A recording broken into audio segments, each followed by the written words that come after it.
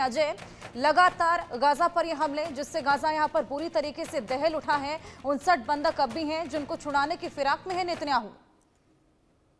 देखिए, बिल्कुल जिस तरीके से आप देखें तो हमास और इजराइल के बीच में बातचीत का सिलसिला शुरू हुआ था जब ट्रंप ने पैरवी की थी। उसके बाद ये माना जा रहा था कि चीजें थोड़ी जो है वो हो जाएंगी और सीज फायर जो है उसका असर जो है वो देखने को मिलेगा।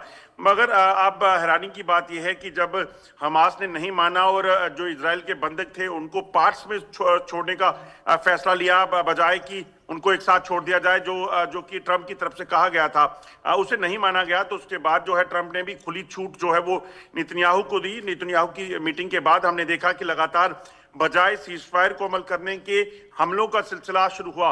अब ताजा हमलों में 43 लोग फिलिस्तीनी जो है वो मारे गए हैं और अभी भी ये सिलसिला रुकेगा नहीं, क्योंकि जो जानकारियां हैं अब गाजा को पूरे तरीके से खाली कराने की प्लानिंग जो है वो नेतन्याहू कर चुके हैं और उसी को लेकर जो है ये कार्रवाइयां अब देखी जा रही हैं और लगातार ये ऑपरेशन जो है वो तेज किए जा रहे हैं।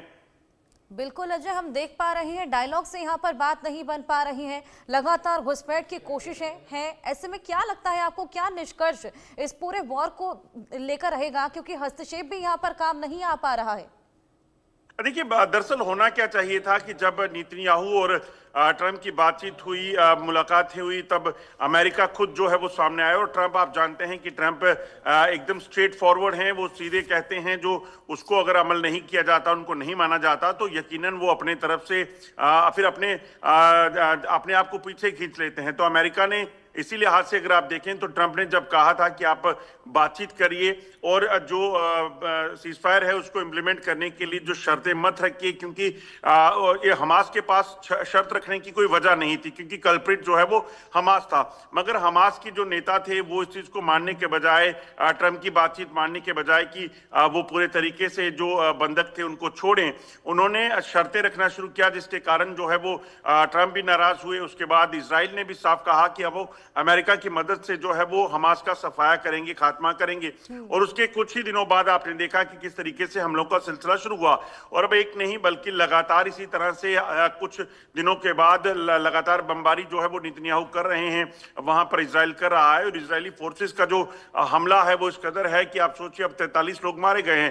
पहले हो क्या रहा था कि जब भी एक्शन होता था या कार्रवाई होती थी, वहां पर अटैक होते थे, तो उसमें सिविलियन पॉपुलेशन को जो है वो देखा जाता था कि उनको कोई नुकसान ना पहुंचे, वो वार जोन एरिया में जो रहते हैं उनको बचाने का प्रयास होता था। मगर अब ऐसा नहीं है। अब 43 लोग जो है वो मारे गए हैं। आप देखें तो जो वहां पर जो उनको रसद जा रही थी, जो बचाव कार्य में जुटे हुए एनजीओ थे, उनको भी टारगेट पिछले दिनों जो है किया गया, वो भी देखा गया। तो ऐसे में ये माना जा सकता है कि अब जो चीजें हैं वो अब नेतन्याहू जो कर रहे हैं वो ये कहा जा सकता है कि हमास के हाथ से निकल चुकी हैं और अमेरिका भी इस चीज को लेकर बैकफुट पे है। बिल्कुल अजय, तमाम खामियाजा यहाँ पर आम जनता को ही भुगतना पड़ रहा है बार बार। आप हमारे साथ बने रहिए, दर्शकों को हम ग्राफिक्स के जरिए समझाने की कोशिश करेंगे कि इजराइल हमास के युद्ध में कब कब क्या क्या हुआ। टाइमलाइन के जरिए डेट वाइज आपको समझाते हैं। 7 अक्टूबर 2023 में हमास के लड़ाकों ने दक्षिणी इजराइल में घुसकर हिंसा की थी। 7 अक्टूबर 2023, जिसके बाद 13 अक्टूबर 2023 में इजराइल ने गाजा के निवासियों को दक्षिण की ओर जाने का निर्देश दिया।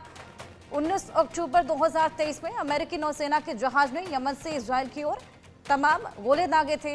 वहीं 21 अक्टूबर मिस्र से गाजा में राफा सीमा से राहत सामग्री पहुंचाई गई। 27 अक्टूबर इजराइल ने गाजा में अपना पहला जमीनी हमला शुरू किया। सिलसिलेवार तरीके से समझाने की कोशिश टाइमलाइन के जरिए 15 नवंबर 2023 में गाजा के सबसे बड़े अस्पताल पर कब्जा किया गया। 21 नवंबर को संघर्ष विराम की घोषणा की और आधे बंधक रिहा किए गए। ऐसे में 26 जनवरी को अंतर्राष्ट्रीय न्यायालय के इजराइल को नरसंहार रोकने का आदेश भी दिया था। अजय, वापस से मैं आपका रुख करूंगी। हमने देखा किस तरीके से हमेशा डायलॉग की या फिर वार्ता की स्थिति बनती थी और जैसे ही डायलॉग में शांति बहाली की या फिर युद्ध विराम की बात चलती थी, सडनली उसी के बाद बेहद घातक हमला देखने को मिलता था। यानी कि कहीं ना कहीं यहाँ पर अपनी पावर दर्शाने की तमाम कोशिशें की जाती थी। देखिए, 2 साल के वक्त लगभग हो चला है इस जंग को चलते हुए और उसके बाद अगर आप देखें तो कई बार वार्ता का सिलसिला शुरू हुआ, सीज फायर की कोशिशें हुई, मगर सीज फायर तब तक नहीं हो सकता जब दोनों देशों के बीच में सहमति नहीं होगी। इजराइल हमास के मुकाबले बहुत ताकतवर है, इसमें कोई शक नहीं, मगर हमास जिस तरीके से रिएक्ट कर रहा था, क्योंकि सबसे पहली जो हमला था वो हमास की तरफ से किया गया था, लोगों को बंधक बनाया गया, मारा गया, उस कारण जो है वो सीधे तौर पर उनको ही अपने आप को फोरफ्रंट पे लाना था, झुकना था, मगर ऐसा नहीं हुआ। जब नहीं हुआ तो उसके बाद अमेरिका में जब ट्रंप की वापसी हुई, ट्रंप जो है राष्ट्रपति बने, एक बार फिर से उन्होंने पहल की और उन्होंने ये दावा किया था कि वो इस युद्ध को जो है वो रोक देंगे, मगर जब उस चीज को नहीं माना गया तो